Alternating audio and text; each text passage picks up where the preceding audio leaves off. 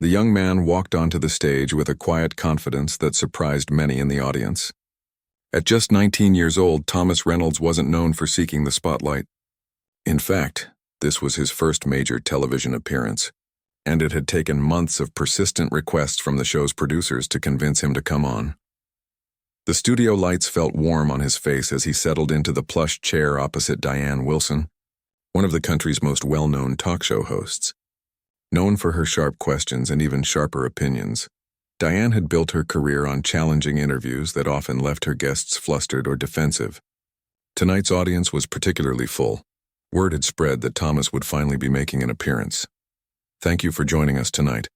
"Thomas," Diane said with a practiced smile that didn't quite reach her eyes. "I have to say we've been trying to get you on our show for quite some time." Thomas nodded politely. "Thank you for having me," he replied, his voice steady and measured. Unlike many guests who appeared nervous under the bright lights and watchful eyes, he seemed remarkably at ease. Behind the scenes, the show's producer, Kevin, watched with interest. This interview had been his idea. Thomas Reynolds was the son of a controversial business figure, and Kevin had been pushing for this booking for months. Most of their viewers had strong opinions about Thomas's father, and Kevin was counting on those feelings to translate into high ratings for tonight's show. He had prepped Diane thoroughly, crafting questions designed to provoke emotional responses and create viral moments.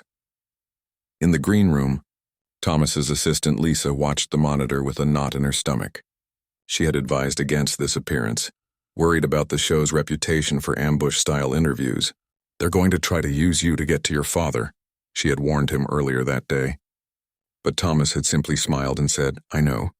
That's exactly why I need to go." Back on stage, Diane was setting the scene for her audience. For those who might not be familiar, Thomas is the youngest son of Robert Reynolds, the business magnate whose policies and statements have been the subject of much debate over the past few years. The camera cut to Thomas, who maintained his composed expression. He had heard this introduction, or versions of it, countless times before. "Now, Thomas," Diane continued, leaning forward slightly, "you've mostly stayed out of the public eye despite your family's high profile. Why decide to come on our show now?" It was a seemingly innocent question, but Thomas recognized it for what it was, the beginning of a carefully orchestrated path designed to lead him into controversial territory. "I believe in open dialogue," he answered simply. "Even, perhaps especially, between people who might see the world differently." Diane nodded but quickly moved on. This wasn't the direction she wanted the conversation to take. "Your father has been a polarizing figure in our national conversation. His business practices and political statements have drawn both strong support and fierce criticism. How has that affected you growing up?" In the control room, Kevin smiled. This was the real start of the interview they had planned, establishing Thomas as either a victim to be pitied or a privileged beneficiary of his father's success. Either way, it would create the emotional reaction they wanted from the audience.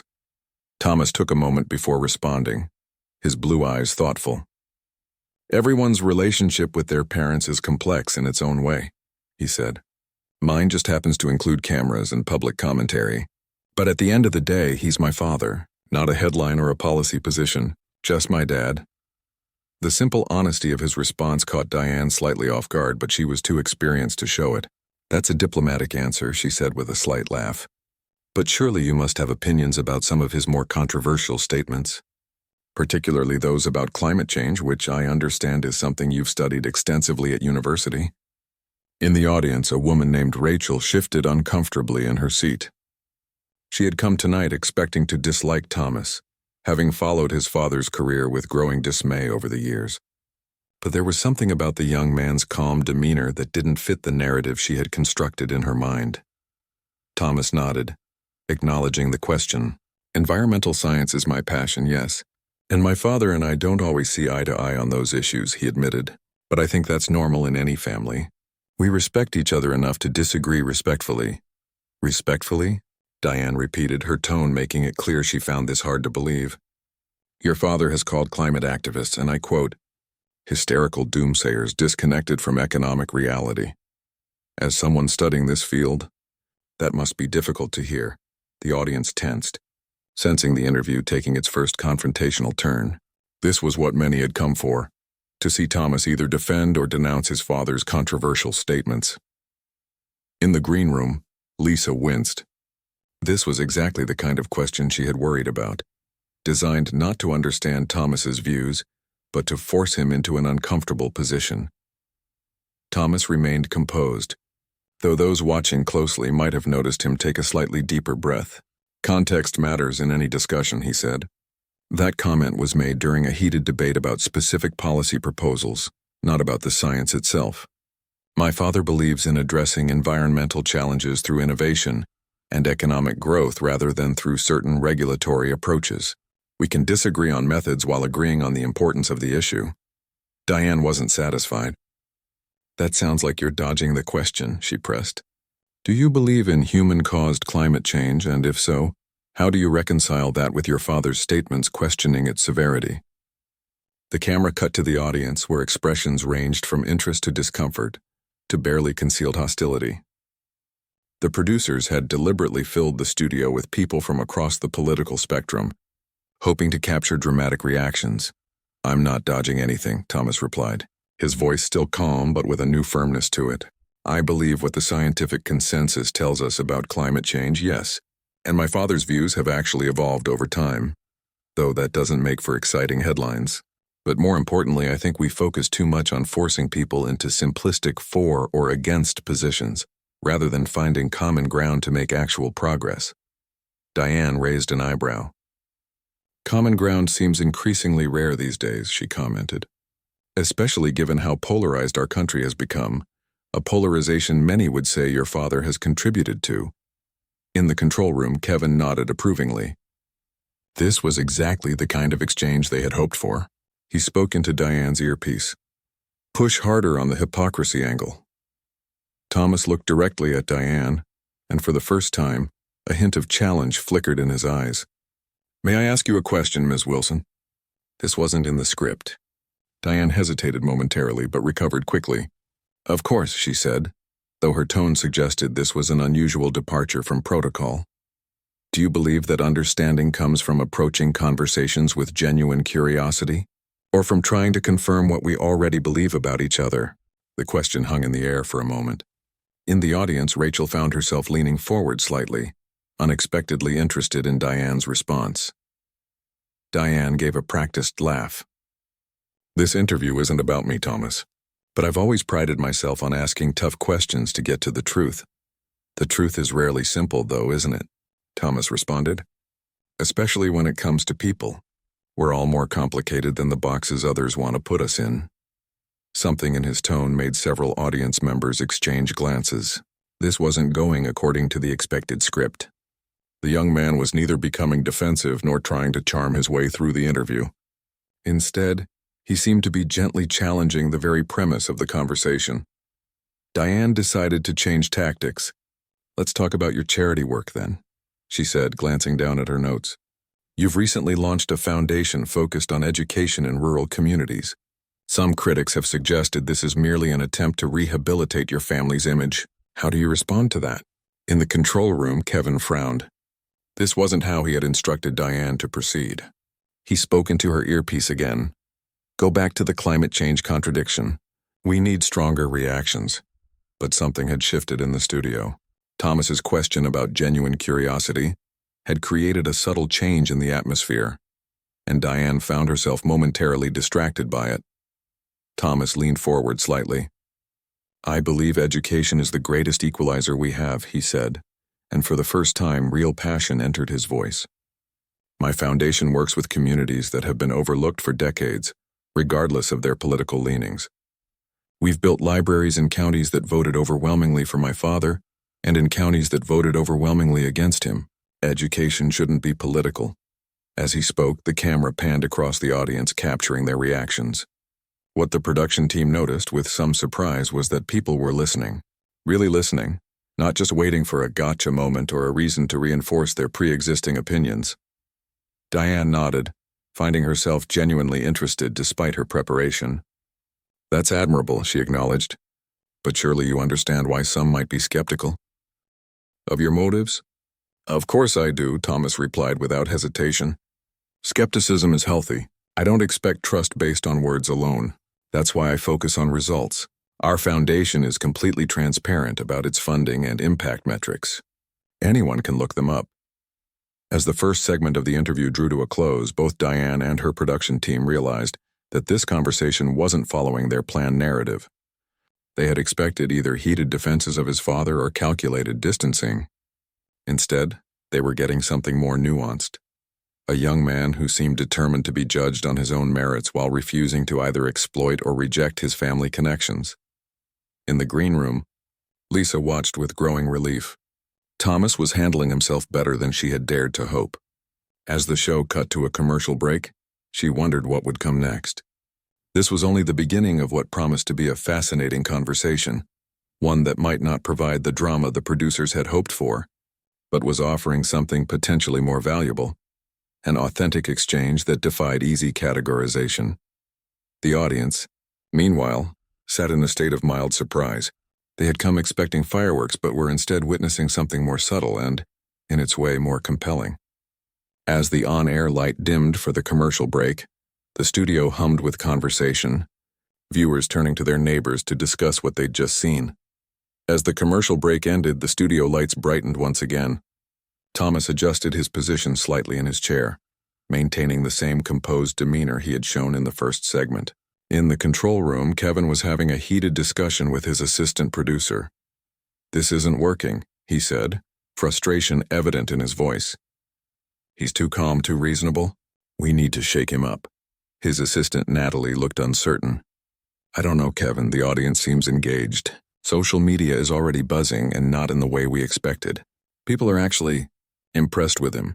Kevin dismissed this with a wave of his hand. They didn't tune in for reasonable. They tuned in for drama. Tell Diane to go with the questions about his father's business scandals. That should do it. Back on stage, Diane received the new direction through her earpiece just as the floor director counted down to their return from break. She nodded slightly, her professional smile never wavering. "Welcome back to our exclusive interview with Thomas Reynolds," she said as the cameras went live again. "Thomas, before the break we were discussing your education foundation, but I'd like to shift focus to some more personal questions if I may." Thomas nodded. "Of course. Your father's company has faced several investigations over the years regarding its business practices," Diane said, her tone sharpening noticeably. "Most recently, allegations about tax avoidance strategies that, while perhaps technically legal, many would consider ethically questionable. As someone who speaks about responsibility in your charity work, how do you reconcile these contradictions?" In the audience, a middle-aged man named Paul leaned forward with interest. He had come to the show specifically hoping for this kind of confrontation. As the owner of a small business that had struggled to compete with Reynolds Enterprises, he harbored strong feelings about the Reynolds family and their business tactics. On stage, Thomas took a moment before responding. The pause wasn't one of discomfort but of consideration. "That's an important question," he finally said, "and it touches on something I've thought about a lot. The relationship between what's legal and what's ethical isn't always straightforward." Diane sensed an opening. "So you're admitting that some of your father's business practices have been unethical?" In the green room, Lisa tensed. This was exactly the kind of trap she had warned Thomas about. The producers were clearly hoping for either a defense that would make him seem callous toward small businesses, or a criticism that would create headlines about family division. But Thomas didn't take either bait. "What I'm saying is that ethical considerations are complex, especially in business. My father has always operated within the law. As for tax strategies, every major corporation in America uses similar approaches. That doesn't make it right or wrong inherently, but it does make it worth discussing as a broader societal issue rather than something unique to one company."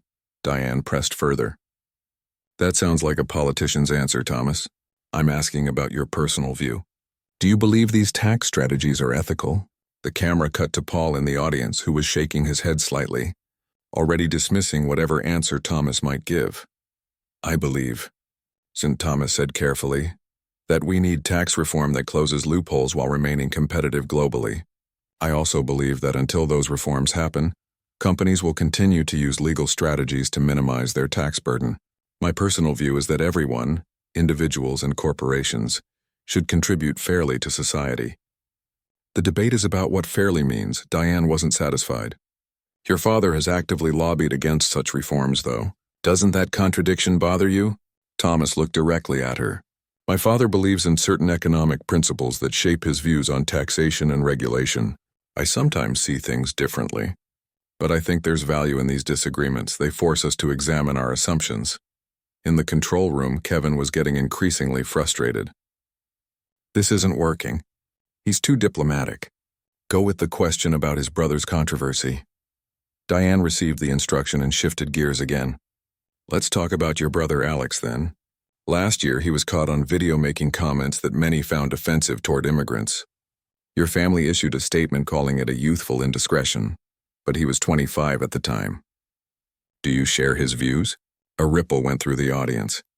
This was a more provocative direction, touching on one of the most divisive topics in current national discourse.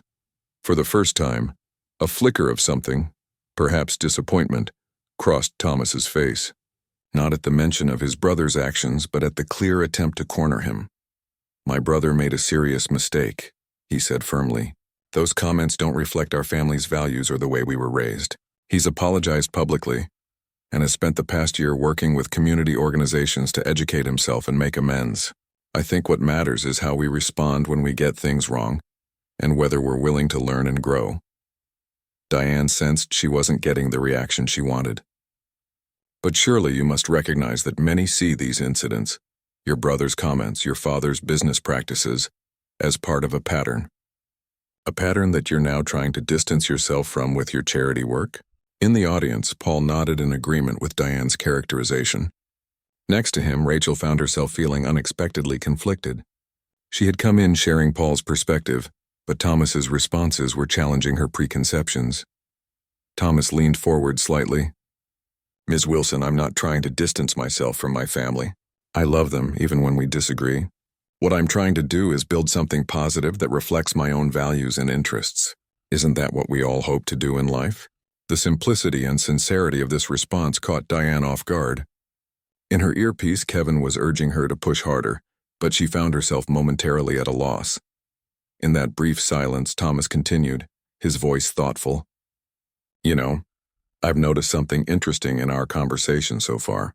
Every question assumes the worst intentions, both about my family and about me. I understand why. Controversy and conflict make for compelling television, but I wonder if that approach ultimately helps us understand each other better as people. A murmur went through the audience. This was an unusual moment of meta-commentary on the interview itself. In the control room, Kevin was furious. He's critiquing the show format. Cut him off. Move to the next segment. But Diane, a veteran journalist despite her recent tendency toward sensationalism, felt a flicker of professional curiosity. Are you suggesting I'm not being fair in my questions? She asked, though her tone was more genuinely inquisitive than defensive. Not at all, Thomas replied. You're doing exactly what your audience expects. I'm just suggesting there might be more interesting conversations to have than the ones we typically see on shows like this. In the audience, Rachel found herself nodding slightly. Paul noticed and gave her a questioning look. I don't like his father's politics any more than you do, she whispered. But he has a point about how these interviews usually go. Diane decided to take an unexpected turn. All right then, Thomas. What would be a more interesting conversation to have? In the control room, Kevin threw up his hands in frustration. What is she doing? This isn't the plan! But something had shifted in the studio. There was a palpable sense of curiosity now, both from Diane and from many in the audience. The predictable pattern had been disrupted.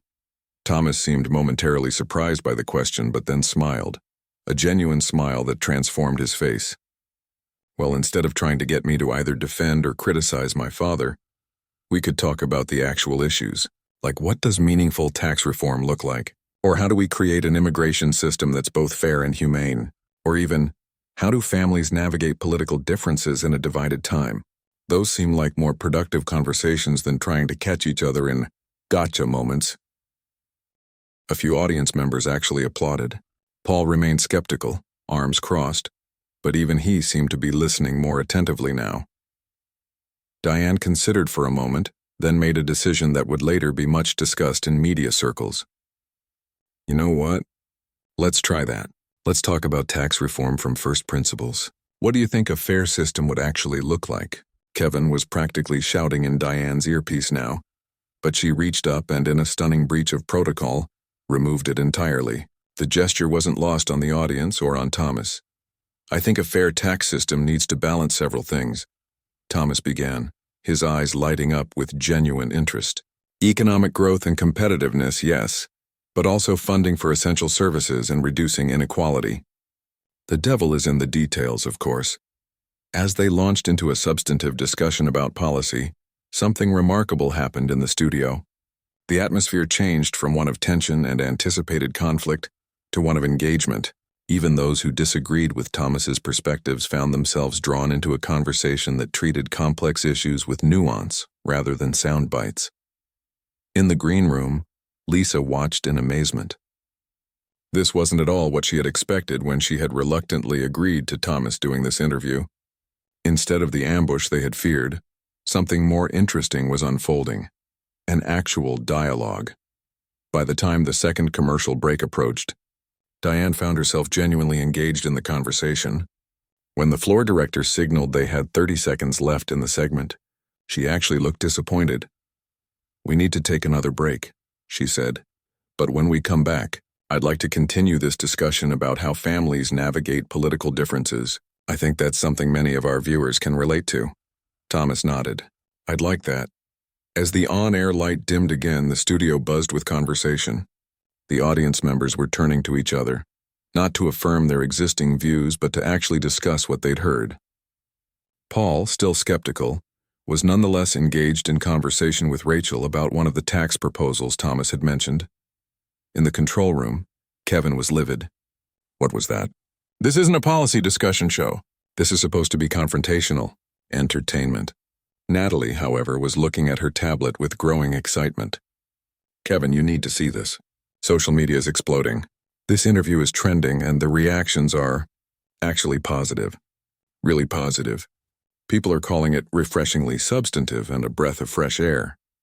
Kevin stared at the metrics, his producer's instinct for ratings warring with his preconceptions about what the audience wanted. As the numbers continued to climb, he slowly sat back in his chair. "Well," he finally said, "I guess we're doing something different today." As the commercial break continued, Thomas sat quietly on stage preparing for the next segment. For the first time since arriving at the studio, he allowed himself a small private smile. Maybe, just maybe, this interview would be what he had hoped for all along. Not an opportunity to defend himself or his family, but a chance to demonstrate that there was still room for good faith dialogue and public discourse. The floor director began the countdown for their return from break, and Thomas took a deep breath, ready for whatever would come next. The red light on the camera blinked back to life as the show returned from commercial break. The studio felt different now. The earlier tension had given way to something more genuine. Diane had not replaced her earpiece, a small act of rebellion that hadn't gone unnoticed by her crew or the audience. "Welcome back to our conversation with Thomas Reynolds," she said, her tone noticeably warmer than at the start of the show. "Thomas, before the break, we were about to discuss how families navigate political differences, which seems particularly relevant given your own family dynamics." Thomas nodded. "It's something many people deal with these days. Sunday dinners can get pretty interesting at our house," he added with a small smile. A few audience members chuckled at this, recognizing their own family gatherings in the comment. "How do you handle those differences?" Diane asked. And this time her question seemed motivated by genuine curiosity rather than a desire to create conflict. "Especially when they play out so publicly in your case?" Thomas considered the question. "I think the key is remembering that political views don't define a person's entire character," he said. "My father taught me to fish when I was 6. He helped me with my science projects. He showed up to every school play even when he was incredibly busy. Those things are just as real as our policy disagreements." In the front row of the audience, an older woman named Betty nodded in recognition. She had voted differently from her own children in every election for the past 20 years. Yet they still gathered for holidays and birthdays, navigating their differences with varying degrees of success. "But surely there must be moments when those disagreements become difficult to set aside," Diane pressed, though her tone remained conversational rather than confrontational. "Of course," Thomas acknowledged. "There are times when we argue, sometimes heatedly, but we've established some ground rules. We try to discuss ideas rather than question each other's motives. We commit to actually listening, not just waiting for our turn to speak. And we recognize that it's okay to say I love you, but we're not going to agree on this one. In the control room, Kevin had stopped trying to direct the interview and was now watching with reluctant interest. Natalie showed him another update on her tablet. The show's social media engagement had doubled since the last segment. "I've never seen numbers spike like this during a broadcast," she said. "People are actually having substantive discussions in the comments instead of just arguing." Kevin grunted non-committally, but he was watching the metrics with growing amazement. Back on stage, Diane leaned forward. "You make it sound simple, but in practice it's often not. Many families have been torn apart by political divisions in recent years." "You're absolutely right," Thomas agreed. "It's not easy. What I've described is the ideal we strive for, not what we always achieve. We've had our share of slammed doors and silent treatments." He paused, then added, "But I think what helps us is remembering that family bonds existed before political identities, and will hopefully outlast them." In the audience, Betty found herself unexpectedly moved by this. She thought of her oldest son, how their political arguments had escalated to the point where they now carefully avoided certain topics. There was wisdom in what this young man was saying, she realized, wisdom that seemed beyond his years. Diane seemed to be reflecting as well. "That perspective feels increasingly rare in public discourse," she observed. "How do you maintain it, especially growing up in the spotlight where every disagreement with your father could become tabloid fodder?" Thomas smiled slightly. "I had good teachers, my mother especially. She grew up in a family with very different political views than her own, and she taught us that loving someone doesn't require agreeing with them. Also, honestly, seeing how public figures are often reduced to caricatures made me determined not to do that to anyone, including my own family members." Paul, the small business owner who had been skeptical throughout the interview, shifted in his seat. He still disagreed with many of the policies associated with the Reynolds name, but he found himself respecting the thoughtfulness of the young man's responses. Diane nodded, then made a decision to take the conversation in yet another unexpected direction. "Thomas, one thing that strikes me about you is that despite growing up with every privilege, you seem to have a perspective that many find grounded. How do you think your upbringing has shaped your worldview, for better or worse?" In the green room, Lisa raised her eyebrows in surprise. This was a more interesting and nuanced question than anything they had anticipated from the show. On stage, Thomas took a moment to gather his thoughts. "That's a complex question," he said finally. "I've been incredibly fortunate in material ways. I've never had to worry about basic needs, and I've had access to opportunities that many don't. That's a privilege I try to remain conscious of." He paused, choosing his words carefully. "But wealth and public attention come with their own challenges. From a young age, I learned that people often had agendas when interacting with me. Some wanted access to my father. Others wanted to use me to make a point about him. I had to develop a sense for genuine connections versus strategic ones pretty early." The camera panned across the audience, capturing their attentive expressions.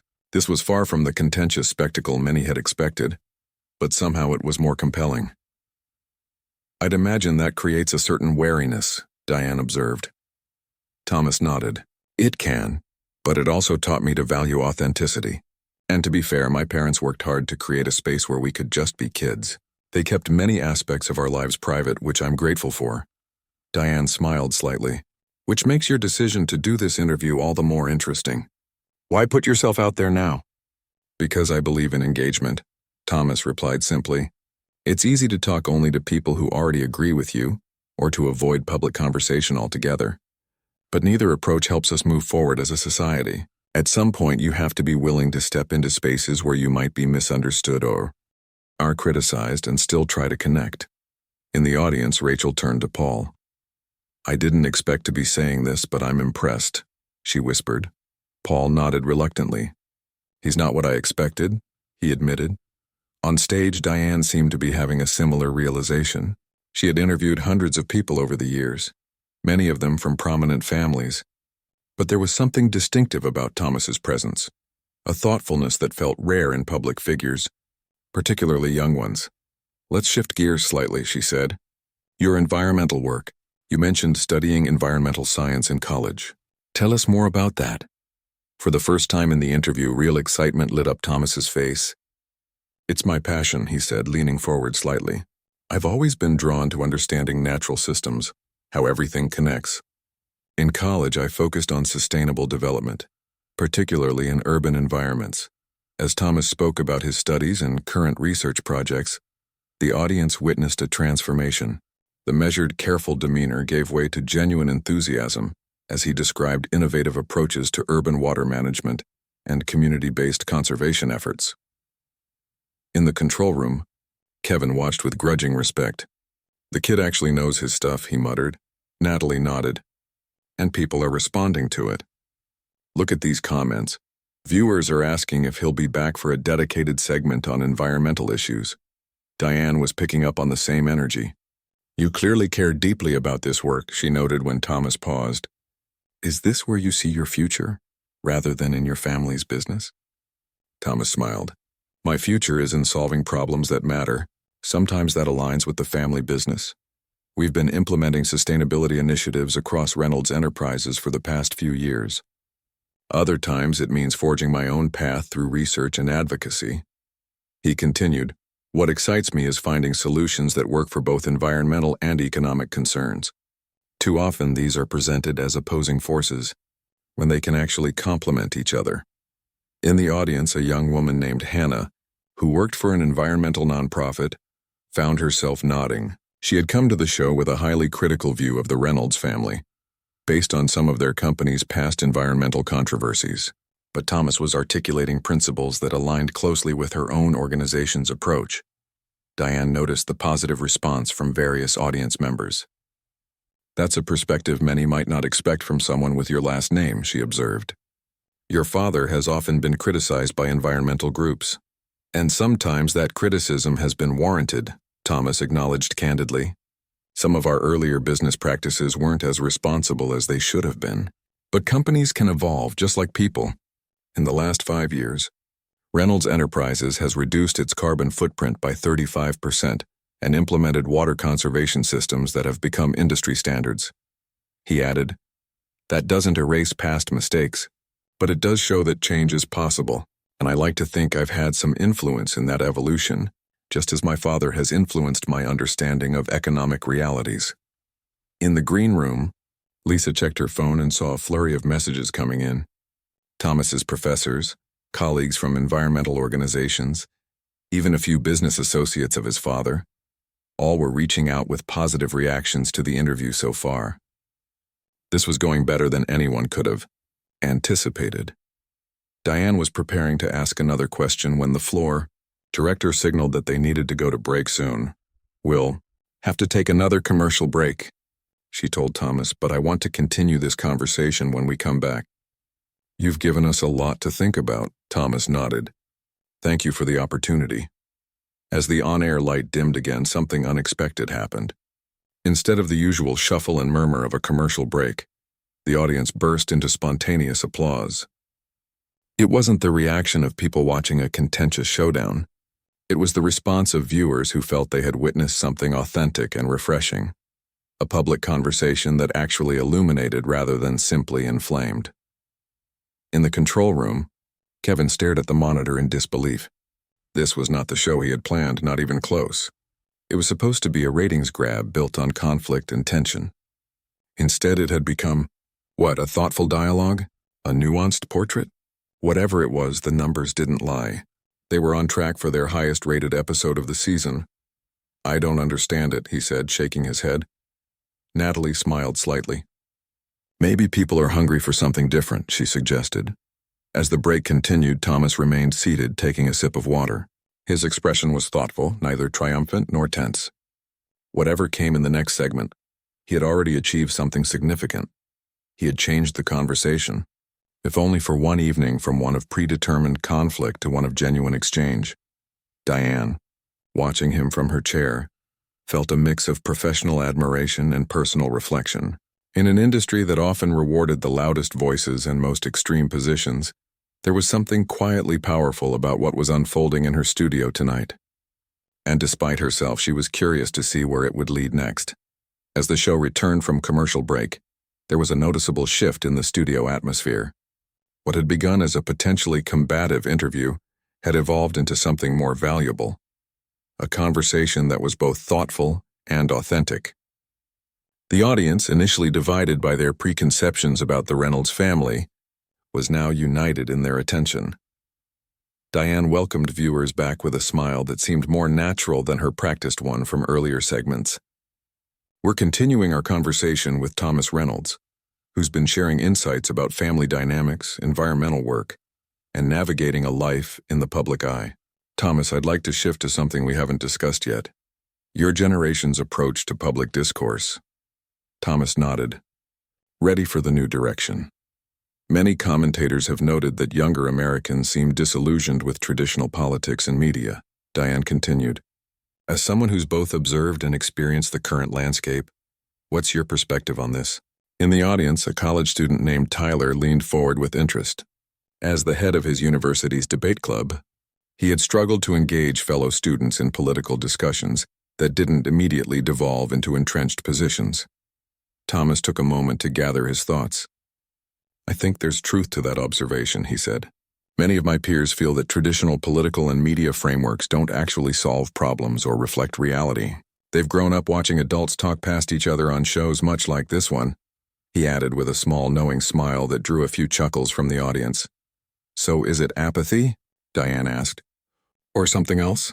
It's not apathy, Thomas replied firmly. It's exhaustion with false dichotomies and manufactured outrage. Most complex issues don't fit neatly into right versus left or 140-character arguments. My generation is looking for nuance and real solutions, not just talking points. In the control room, Natalie showed Kevin yet another update on viewer engagement. It's still climbing, she said with barely contained excitement. And look at the demographics. We're seeing huge spikes in the 18-34 range, a group we usually struggle to reach. Kevin nodded slowly, his producer's instinct for audience response overriding his earlier frustration with the interview's direction. On stage, Diane pressed further. Yet social media, which is dominated by younger users, often seems to reward the most extreme voices. Isn't that a contradiction? It's a real paradox, Thomas agreed. The tools that could connect us often end up dividing us further. But I think that's more about platform design than user preference. Studies show most people actually want more constructive dialogue. They're just trapped in systems designed to amplify conflict. Tyler, the college student, found himself nodding vigorously. This articulated exactly what he had been trying to explain to his faculty advisor about why traditional debate formats weren't engaging his peers. Diane seemed genuinely interested now. So what's the alternative? How do we create spaces for the kind of conversation you're describing? That's the question, isn't it?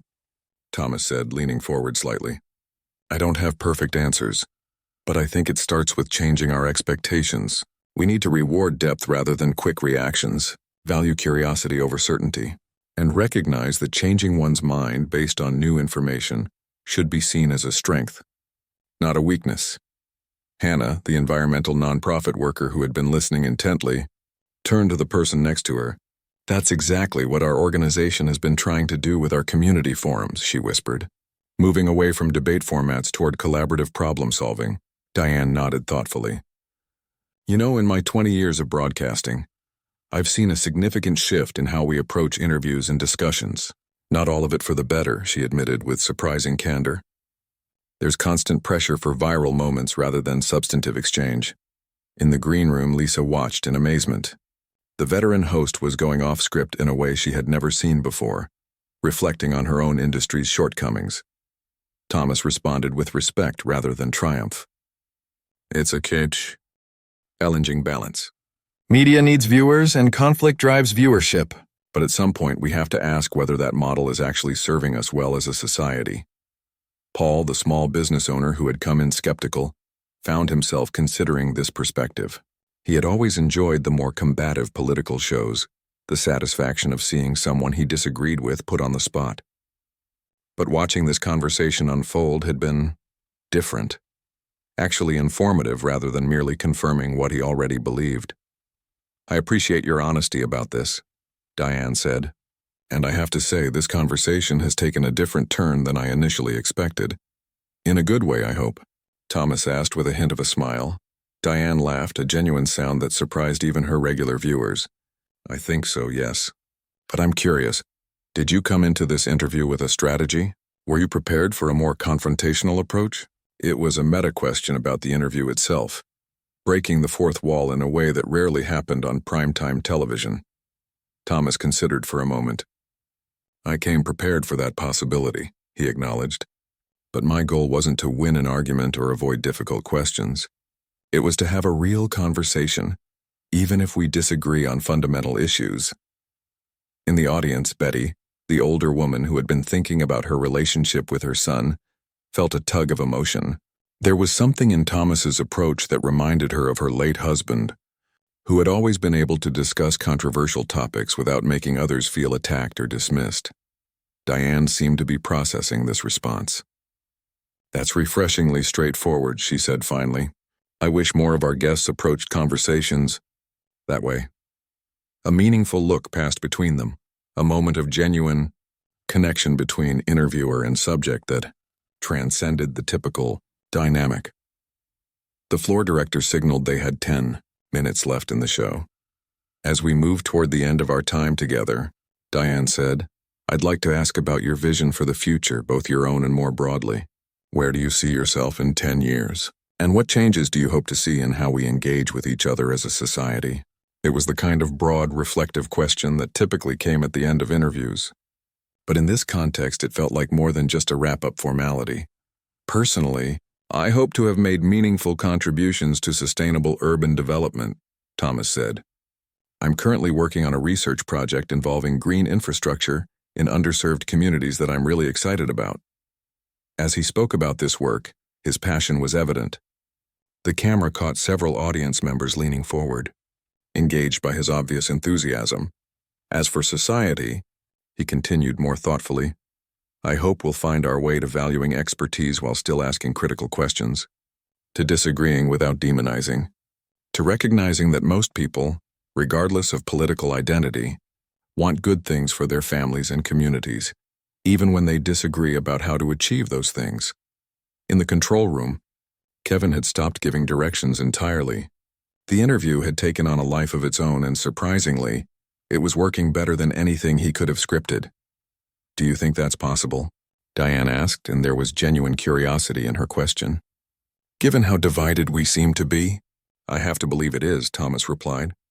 History shows that periods of intense polarization don't last forever. And at the individual level, I see reason for hope every day. In classrooms, in community projects, in everyday interactions where people choose connection over division. The camera panned to the audience, capturing their attentive expressions. Even those who had come with strong preconceptions about the Reynolds family seemed to be listening with open minds. That's a hopeful perspective, Diane noted.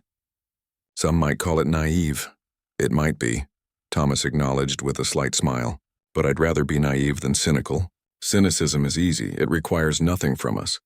Hope requires action and commitment. Betty, thinking about her strained relationship with her son, felt something shift inside her.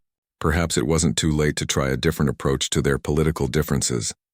As the interview drew toward its conclusion, Diane asked one final question. What would you say to viewers who came into this interview with strong opinions about you or your family, perhaps negative ones, based on public perceptions or political disagreements? It was a question that acknowledged the reality of the situation that many in the audience and watching at home had indeed tuned in with preconceived notions about who Thomas Reynolds was and what he stood for. Thomas took a moment to consider. I'd say that I understand. In a world full of sound bites and simplified narratives, it's easy to reduce people to caricatures, especially people you disagree with. I've caught myself doing the same thing. He paused, then continued. But I'd also invite them to consider that most of us are more complex than our political affiliations or family connections suggest, and that there's value in approaching each other with curiosity rather than certainty. We might still disagree in the end, but we'll understand each other better, and maybe even find unexpected common ground. As he spoke these words, the camera caught several audience members nodding, including Paul, who had been the most visibly skeptical at the beginning of the show. Diane nodded thoughtfully.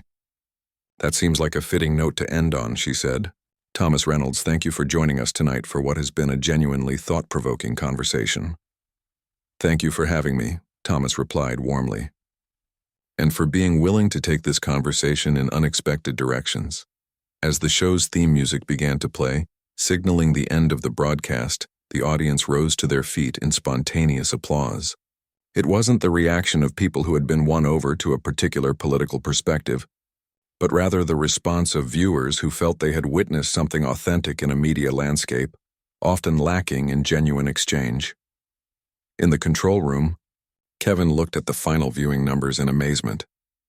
"I don't believe it," he said. "This is going to be our highest-rated episode this year." Natalie smiled. "Maybe there's a lesson here about what audiences really want." As the cameras stopped rolling, Thomas remained seated for a moment, exchanging a few final words with Diane. Their conversation, no longer broadcast to millions, seemed to continue with the same thoughtful energy that had characterized the interview. In the audience, people were talking to each other across the aisles that had initially divided them. Those who had come expecting to cheer for Thomas's discomfort, and those who had come to support him. The conversations weren't about political talking points, but about the ideas and perspectives they had just heard. It was a small shift, perhaps, but a meaningful one. For one evening, at least, a different kind of public discourse had found its way into the national conversation. The studio lights dimmed as the show's closing credits rolled across screens across the country. Usually this would signal a quick dispersal, crew members rushing to their next tasks, audience members filing out, the host and guest parting ways with practiced politeness. But tonight was different. As Thomas stood to shake Diane's hand, she didn't immediately release it. Instead, she held on for a moment longer, looking at him with genuine respect. "Thank you," she said quietly, not performing now for cameras or audience. "That was refreshing," Thomas smiled. "For me too." In the audience, people lingered, continuing conversations sparked by the interview. Betty, the older woman who had been thinking about her relationship with her politically opposite son, approached one of the audience microphones that had been set up for the now concluded Q&A portion that typically followed such interviews. "Excuse me," she said, her voice slightly wavering. "I just wanted to say something."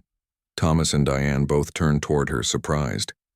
"I came here tonight expecting to dislike you," Betty said candidly to Thomas. "I've disagreed with your father's policies for years. But listening to you speak, not just about politics but about family and understanding across differences, it made me think about my own son. We haven't really talked in months because of political arguments." Her voice caught slightly. "I'm going to call him tomorrow. Maybe we can try your approach, remembering we're family first, voters second." A ripple of murmurs and nods spread through the remaining audience. Betty's vulnerability had touched something real. Thomas walked toward her, clearly moved. "Thank you for sharing that," he said. "Those relationships are what matter most in the end." Paul, the small business owner who had been skeptical throughout, stood up next.